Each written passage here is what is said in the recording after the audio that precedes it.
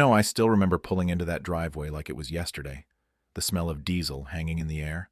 My little girl Lily slumped against the car window, wiped out from another round of chemo, and there it was.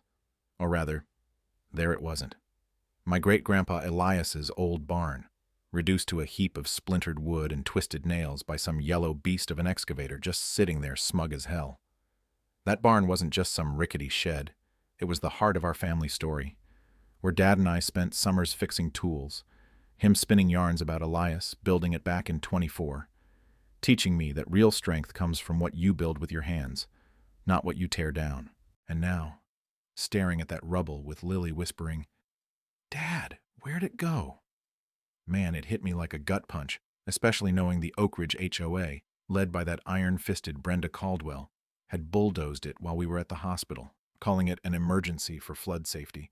But really, I could smell the greed from a mile away, her eyes on our land for expanding her fancy lakeside retreat empire. It all started unraveling right there in the driveway. Me flipping through that manila envelope they shoved at me, full of lies about failed contact attempts, when I'd been home all week except that one afternoon for Lily's treatment. They'd timed it perfect, like predators waiting for the weak moment. Lily, bless her sharp little mind even through the fog of meds, grabs her phone and starts snapping pics of the wreckage, the notice, even the excavator's plates, saying, "We need evidence, Dad," like on those crime shows.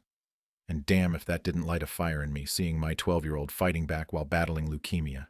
Then Martha from across the street comes barreling over out of breath, her silver hair a mess, thrusting her phone at me with photos from last week.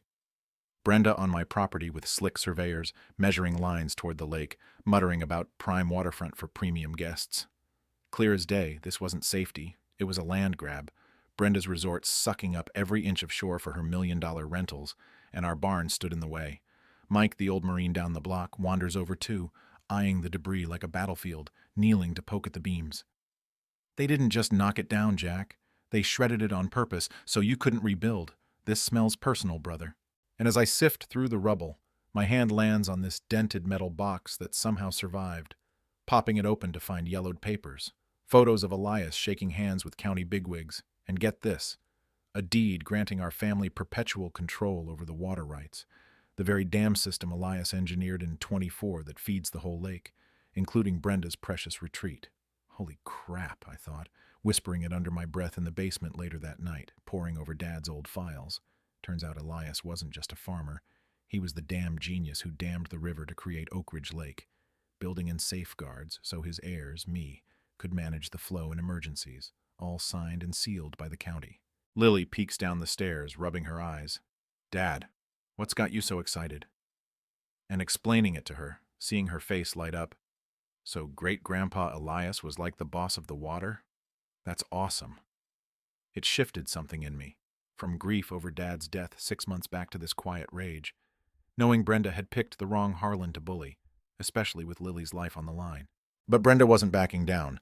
No, she escalated like a pro, first at that HOA meeting the next night, where she struts in like a queen, slide-showing safety concerns about our unauthorized eyesore, and I stand up, folder in hand, Lily squeezing my fingers for luck, saying calm as I could, "Nice story, Brenda, but funny how you forgot Elias Harlan built that barn as part of the original dam setup. Here's the proof. County docs from 24. The room goes dead quiet, her fake smile cracking just a bit as Martha pipes up with her photos. And here's you plotting on his land weeks ago, before any emergency." Brenda shoots back, red-faced. "Those are fakes, Harlan. You're grasping at straws." But the seeds were planted, neighbors whispering, sides forming. I took it online next, Lily helping set up the Facebook Live in our yard, rubble behind us. Folks, this is about more than a barn. It's about HOA tyrants like Brenda Caldwell using dirty tricks to steal land while families like mine fight for survival. I wave the docs at the camera, read leaked emails Mike somehow dug up. Phase 2 needs the Harlan plot, demo during his kid's chemo for cover, and boom, views skyrocket, comments flooding with outrage, hearts for Lily waving high despite her bald head from treatments. Brenda hits back hard. Surveillance cameras pop up overnight, a black SUV idling outside, then these glossy pamphlets mailed to everyone, painting me as a water radical threatening floods, twisting Lily's illness into emotional instability that makes me dangerous. It stung deep, especially when Lily's friend cancels playdates. Her mom on the phone cold as ice. Sorry, but with your dad's threats, we can't risk it. Lily's tears that night. Am I bad, Dad? Why can't I have friends? That broke me, turning grief to fury, because Brenda wasn't just after land. Her resort was bleeding cash from overdraws on the water, tax dodges hiding profits, and she saw our easement as the threat to her control, her empire built on manipulating the community she claimed to protect. Then the petition lands, 47 pages of BS for eminent domain, using fake reports and even Lily's medical emergencies as leverage for evac routes, all while her pal at the insurance company stalls our transplant approval, whispering about family instability. That's when it peaked. I get the call from Doc Ramirez at 3 a.m. Bring Lily in now. Her counts are crashing. Transplant can't wait. And as we're rushing, Brenda shows up at the hospital with flowers, all fake sympathy. Jack, I hate our differences, but let's help Lily. My friend Linda at Blue Cross can fast track if you sell the property for $750K. Show stability. I stare her down, voice low. You're blackmailing me with my daughter's life? She smirks. I'm offering solutions. The clock's ticking. Lily overhears from bed, whispers later. She's evil, Dad. What would Great-Grandpa do? And that night, with Mike and Martha rallying neighbors, exposing Brenda's fraud, donations buying insurance favors, illegal water mods, we plot back. I slip out in the dark to that old valve Elias hid, wheel stiff with rust but giving way under my hands, each turn a release, groaning metal echoing my rage as I shut it tight, water flow halting to her resort. By dawn, her infinity pools are mud pits, lawns wilting, guests fleeing, koi flopping in cracks. Her frantic call at 6:15, you monster, turn it on or I'll sue. Me cool. You messed with my kid's life. Now feel what it's like when the flow stops. The commissioners' meeting seals it. Packed room, Lily in her wheelchair, Team Harlan cap on. I lay out the timeline, play recordings of Brenda's threats. Community cooperation affects medical priorities.